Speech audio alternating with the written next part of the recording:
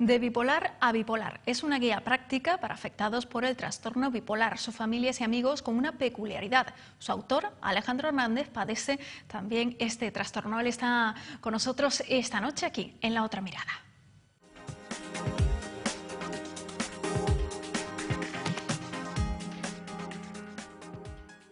Lo dicho, con nosotros se encuentra Alejandro Hernández, que es el autor de esta guía práctica. Alejandro, muy buenas noches. Hola, buenas noches. Muchísimas gracias por acompañarnos. Gracias a vosotros. Sobre todo en este día en el que sé que estás preparando ya las maletas o la tienes listas ya hasta ahora, porque mañana te marchas a Barcelona para precisamente allí presentar este libro.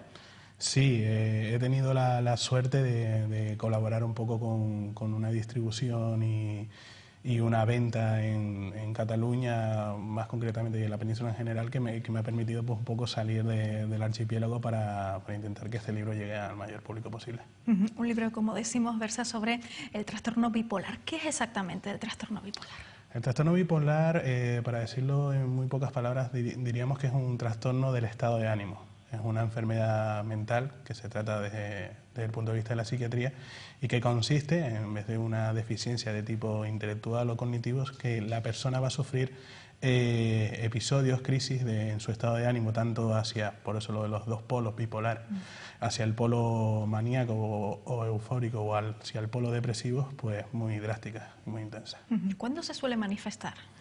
Pues se suele manifestar pasada la adolescencia, entre los 17, 21, 25 años, aunque existen muchos casos de digamos, que se manifieste plenamente a posteriori, o incluso en los últimos años muchos niños diagnosticados con hiperactividad, con falta de atención, se está viendo que en realidad son cuadros de bipolaridad que están un poco empezando a gestarse en esos niños. ¿Se hereda? ¿Es hereditario?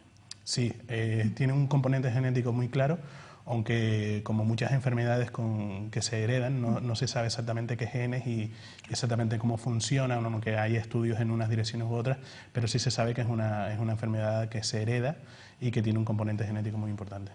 ¿Y al ser hereditaria se puede prevenir? Sí, se pueden hacer muchas cosas, se puede hacer prevención, se pueden hacer estudios, pero todavía el trastorno bipolar es una enfermedad que las enfermedades que se conocen como idiopáticas, todavía de origen desconocido, se saben mucho, y en los últimos años se ha investigado mucho acerca de cómo funcionan, cómo aparecen, cómo interaccionan incluso con otras enfermedades mentales. Pero todavía no hay un origen, una causa clara o unos genes determinados que sean los transmisores directos de la enfermedad. Lo que sí está claro es que hay distintos tipos, ¿no? Sí, las clasificaciones que se mueven en torno a los manuales europeos y estadounidenses, pues hablan sobre todo de un primer trastorno bipolar más estándar, el subtipo 1 que se suele hablar, que es aquel en el que tanto las crisis maníacas, como solemos decir, álgidas hacia arriba, son igualmente intensas como las de polo negativo depresivas. Se habla de un subtipo 2, que suele ser más común en la mujer que en el hombre, hay depresiones de forma más común, mientras que el polo álgido de la enfermedad se da con menos frecuencia o incluso se da con menos intensidad. Y después está la ciclotimia, que es, por así decirlo, la versión leve de la enfermedad, en donde tanto los episodios maníacos como depresivos van a ser de intensidad leve. Y esos tres tipos serían los principales.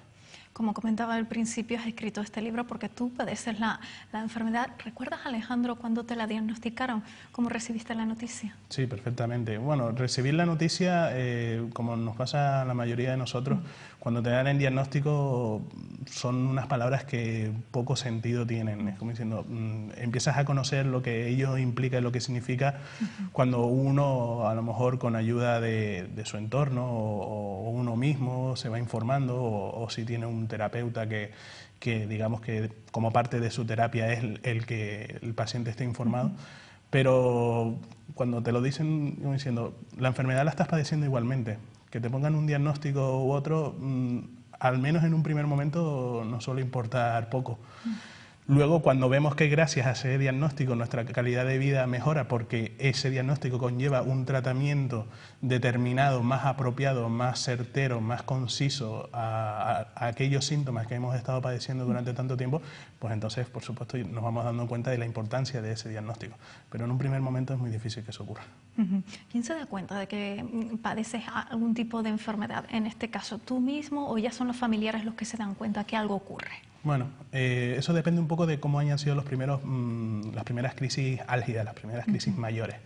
Si es una crisis de tipo eufórico o maníaco, suele ser más el entorno que te rodea el que se da cuenta, porque empiezas de repente a estar continuamente eufórico, no duermes, estás alegre todo el tiempo, empiezas a hacer gastos de dineros excesivos, empiezas a tener conductas, por así decirlo, aberrantes, en el sentido de que te metes en situaciones, conoces gente, sales, tal.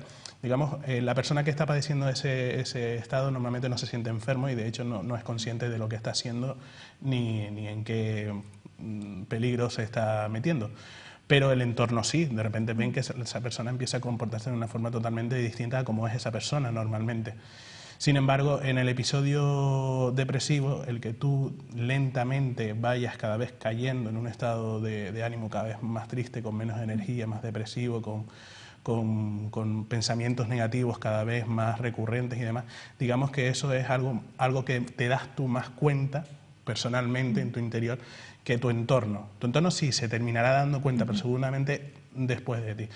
De todas maneras, la dificultad no es darse cuenta de lo que te está pasando, la dificultad es saber cuándo está la frontera que dices tú, mira, esto ya es una enfermedad.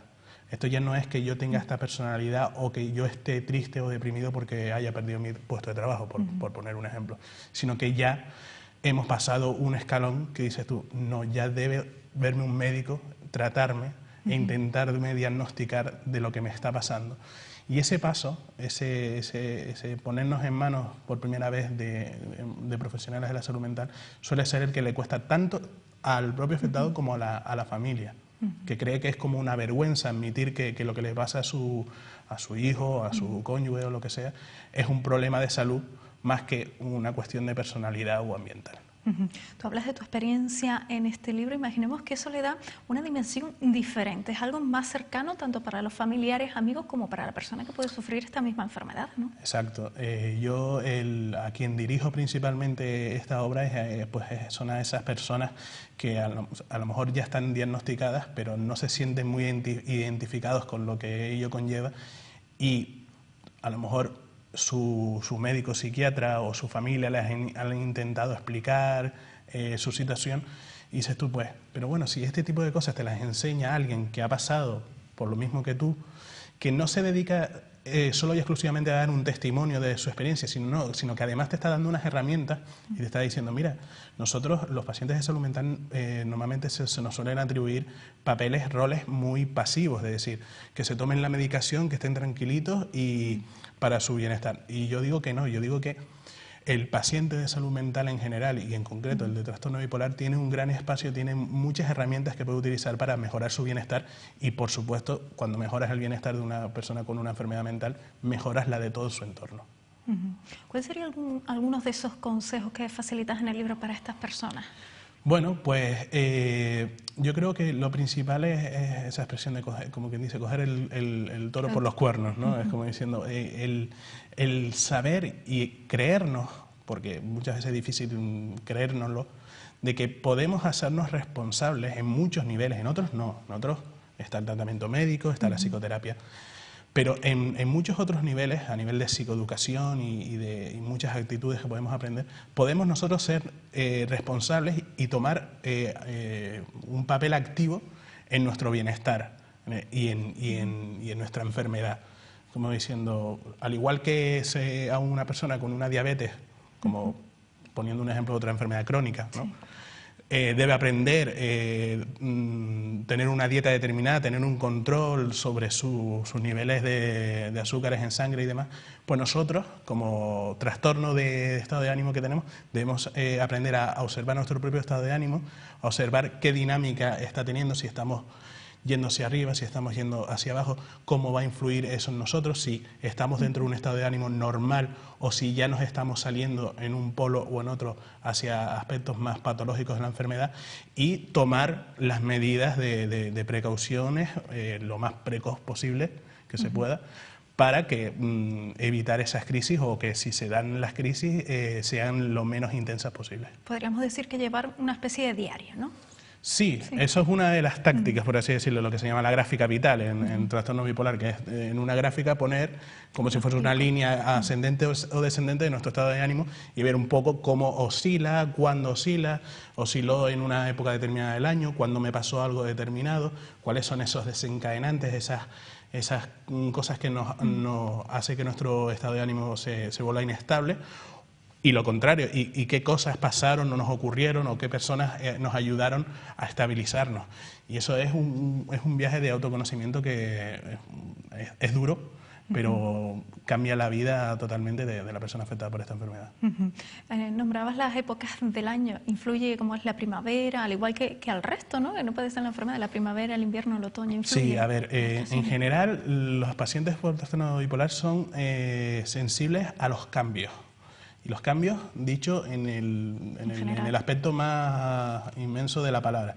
Cambios en el horario, cuando a lo mejor cambias de una franja horaria a vivir en otra, de latitudes, cuando cambias a climas más fríos, a climas más cálidos, cuando cambian las estaciones, cuando cambias de puesto de trabajo, cuando cambias dentro de una misma empresa de puesto con mayor o menor responsabilidad, cambios, por supuesto, en la vida emocional. Se suele decir trastorno bipolar, pero la enfermedad en realidad se llama trastorno afectivo bipolar, porque todo lo que tenga que ver con el campo afectivo es mucho más sensible a la enfermedad que en otros campos. Entonces, todo lo que es la vida, pues vivir en pareja o no, las amistades, todo eso, la familia, todos esos aspectos, pues digamos que son marcadores, cosas que debemos tener en cuenta y observar y tener controlados, para un poco prever lo que estábamos hablando de la detección precoz de los posibles inestabilidad que pueda surgir a raíz de ello.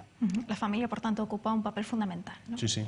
La familia, todo el entorno cercano a la persona, tanto su entorno laboral como amistades, pareja, hijos, familias, todo es... Y si nos está escuchando alguien que tenga un familiar con esta enfermedad, lo sabe, porque las enfermedades mentales, y en general y en concreto esta, es casi tanto que lo sufre el entorno como la propia persona, porque cuando la persona con la enfermedad está mal, su entorno sufre muchísimo, y cuando la persona está bien, ha conseguido una cierta estabilidad, pues el entorno cambia radicalmente también. Bueno, ahí tenemos ese mensaje, ¿no? Esperanzador. Sí, por supuesto. ¿Se puede ser feliz, Alejandro? Por supuesto. Yo siempre digo que los bipolares podemos hacer todo lo que no nos propongamos. Podemos vivir solos, podemos trabajar, podemos tener pareja, podemos tener hijos y demás. Simplemente vamos a tener que trabajar más para conseguir las mismas cosas, pero se puede conseguir todo. ¿Y dónde podemos conseguir tu libro, De Bipolar a Bipolar? Bueno, pues aquí en Tenerife y en Canarias en general estamos teniendo una distribución bastante buena.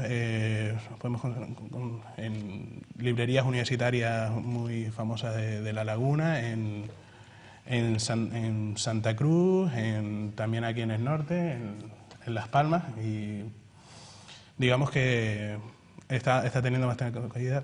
La Isla, Lemus, el propio Corte Inglés, un montón en de todas las sitios. librerías.